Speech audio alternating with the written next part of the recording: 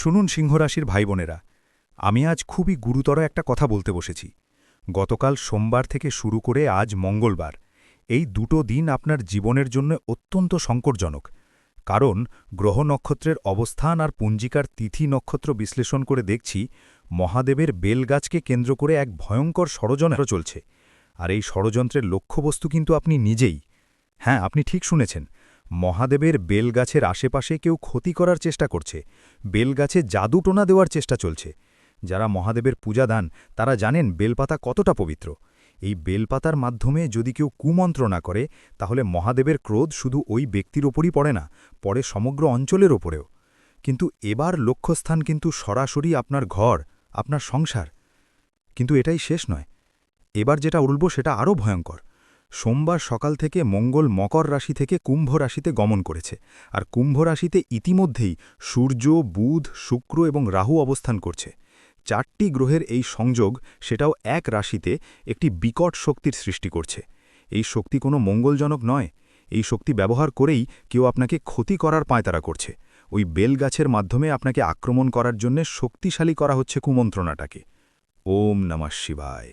মহাদেবের সত্যিকারের ভক্ত হলে এই ভিডিওতে এখনই একটি সুন্দর লাইক করুন। মহাদেবের আশীর্বাদে আপনার জীবনের সব বাধা কেটে যাবে। আজ যে কৃত্তিকা নক্ষত্র চলছে, এই নক্ষত্রের দেবতা অগ্নি।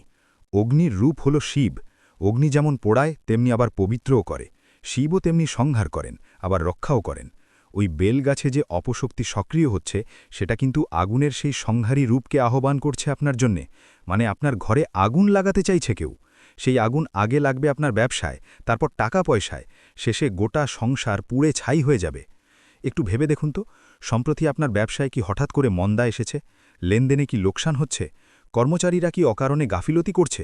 মাসিক রাশিফল দেখছে কর্মস্থানে বদলির সম্ভাবনা আছে, আর সংসারের খরচ বাড়ছে। সন্তানের পেছনেও বাড়তি খরচ পড়তে পারে। সোমবার থেকে মঙ্গলবারের এই গ্রহদশা সেই ইঙ্গিতই দিচ্ছে যে কেউ আপনার অর্থনৈতিক ভিত নড়িয়ে দিতে চায়। কিন্তু সবচেয়ে বড় বিপদটা এখনও বাকি। শুধু টাকা পয়সা নয়, আপনার সংসার ভাঙার চেষ্টা হচ্ছে, আপনার স্বাস্থ্য নষ্ট করার চেষ্টা হচ্ছে। যে জায়গাগুলোতে গেলে বিপদ, যেমন চৌরাস্তা, যেমন নির্জন স্থান, যেমন কোনো পুরনো কবরস্থানের পাশ দিয়ে যাওয়ার পথ, সেসব জায়গায় ওই বেলগাছের কুমন্ত্রণার ছায়া পড়ছে। ফেব্রুয়ারির এই শেষ সপ্তাহে গ্রহদের এক বিরল সমাবেশ ঘটবে আকাশে। সেই সময় এই অপশক্তিগুলো আরও শক্তিশালী হবে। সিংহরাশির জাতকদের জন্য শত্রু ভয় বাড়ছে বলে মাসিক রাশিফলেও বলা হয়েছে। আরও একটা কথা না বললেই নয়, যে ব্যক্তি এই কুকর্ম করছে সে আপনার খুব কাছের কেউ। যাকে আপনি বিশ্বাস করেন, যাকে আপনি নিজের মনে করেন, সেই আপনাকে ফাঁসাতে পারে। কারণ কৃত্তিকা নক্ষত্র যেমন ধারালো, যেমন স্পষ্টভাষী, তেমনি এই নক্ষত্রের প্রভাবে চিহ্নিত করা যায় কে মিত্র আর কে শত্রু। কিন্তু সমস্যা হলো, আপনি এই নক্ষত্রের প্রভাব বুঝতে পারলেও আপনার চোখ খোলার আগেই বিপদ ঘটে যেতে পারে। এখন প্রশ্ন হলো, এত বিপদ থেকে বাঁচবেন কিভাবে? আমি আপনাকে ছেড়ে দেব না। আজ আমি প্রতিকারও বলে দেব। শিবের অভিষেক করুন, তবে শুধু অভিষেক নয়, বিশেষ নিয়মে বেলপাতা দিয়ে পূজা করুন। সোমবার থেকে শুরু করে মঙ্গলবার, এই দুটো দিন যদি আপনি সঠিক নিয়মে পূজা করতে পারেন, তাহলে ওই কুমন্ত্রণা সম্পূর্ণ ধ্বংস হয়ে যাবে। মা কালীর কৃপা পেতে চাইলে এখনই আমাদের চ্যানেলটি সাবস্ক্রাইব করুন। মা কালীর আশীর্বাদে আপনার শত্রুর মুখ বন্ধ হয়ে যাবে। প্রতিকারটা হলো, প্রথমে একটি বেল গাছ চিহ্নিত করুন।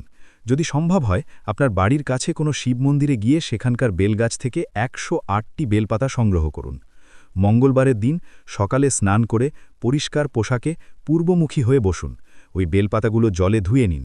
তারপর ওম নমঃ শিবায় মন্ত্রটি 108 বার জপ করতে করতে প্রতিবার একটি করে বেলপাতা শিবলিঙ্গে অর্পণ করুন। জলের মধ্যে 1 ফোঁটা গঙ্গাজল মিশিয়ে নেবেন যদি সম্ভব হয়। এই পূজা শেষে 5টি কাঁচা বেল নিয়ে সেগুলোকে হলুদ মিশ্রিত জলে ধুয়ে নিন। ওই বেলগুলোকে একটি লাল কাপড়ে বেঁধে আপনার ব্যবসার জায়গায় বা টাকা পয়সা রাখার জায়গায় রাখুন। এটা হবে আপনার ঢাল। ওই কুমন্ত্রণা ফিরে যাবে ওই ব্যক্তির কাছেই। আজকের পঞ্জিকা অনুযায়ী শুক্লপক্ষের সপ্তমী তিথি চলছে। এই তিথি নতুন প্রচেষ্টার জন্য খুব ভালো। প্রতিকার শুরু করার সঠিক সময় হলো সকাল।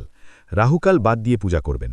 রাহুকাল চলছে সকাল 8:33 থেকে 9:59 পর্যন্ত। এই সময়টা এড়িয়ে চলবেন। অভিজিৎ মুহূর্তে পূজা করলে সবচেয়ে ভালো ফল পাবেন। অভিজিৎ মুহূর্ত হল দুপুর 12:30 থেকে 1:16 পর্যন্ত। একটা বিষয় খুব মনে রাখবেন, এই প্রতিকার করতে গিয়ে কিন্তু কাউকে কিছু বলবেন না, গোপনে করুন। কারণ ওই ব্যক্তি আপনার কাছেই আছে, তাকে কিচ্ছু বুঝতে দেবেন না। শিব নিজেই আপনার রক্ষাকর্তা হবেন। সিংহ রাশির জন্য শুভ রং কমলা, তাই পূজার সময় কমলা রঙের পোশাক পরতে পারেন। শিবের বাহন নন্দী। নন্দী যেমন ধৈর্যের প্রতীক, তেমনি শক্তিরও প্রতীক। আপনারও ধৈর্য ধরে এই প্রতিকার করতে হবে। আজকের দিনের জন্য একটি খুব কার্যকরী টোটকা বলছি। একটি শুদ্ধ কাগজে ওম নমঃ শিবায় লিখে সেই কাগজটি আপনার মানিব্যাগে বা পর্সে রাখুন। এটা আপনার টাকা পয়সা রক্ষা করবে। আমি এতক্ষণ যা বললাম এটা কিন্তু কোনো সাধারণ রাশিফল নয়, এটা সময় মতো সতর্কবার্তা। গ্রহের দশা, নক্ষত্রের অবস্থান, পঞ্জিকার তিথি সব কিছুই এই কথা বলছে যে আপনি বিপদের মুখে, কিন্তু সেই বিপদ থেকে মুক্তির পথও দেখিয়ে দিয়েছে শিব। এখন সেটা কাজে লাগানো আপনার হাতে। 4টি গ্রহের মিলিত শক্তি যেমন অনিষ্ট করতে পারে, তেমনি আপনার বিশ্বাস আর ভক্তির শক্তি সেই অনিষ্টকে ধ্বংস করে দিতে পারে। এই কথা শুনে ভিডিওটিতে একটি সুন্দর লাইক করে কমেন্ট বক্সে সত্যিকারের মন থেকে ওম নমঃ শিবায় অবশ্যই লিখে দিন। মহাদেবের কৃপায় আপনার মনের সব ইচ্ছা পূরণ হবে। সিংহ রাশির ময়েবনেরা, আমি আজ খুব কষ্ট নিয়ে এই বার্তা দিলাম।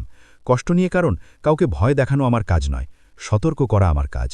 আজকের এই বার্তা যদি আপনার কাজে লাগে, যদি আপনি এই প্রতিকার করেন, তাহলে কিন্তু অবশ্যই কমেন্ট করে জানাবেন। আর হ্যাঁ, যিনি এই কুমন্ত্রণা করছেন তার জন্যও প্রার্থনা করবেন যেন তিনি শীঘ্রই সঠিক পথে ফিরে আসেন। শিব সবাইকে মাফ করেন, কিন্তু যিনি সত্যিকারের ভক্ত তাকে কখনো বিপদে পড়তে দেন না। আপনার ওপর মহাদেবের অশেষ কৃপা বর্ষিত হোক।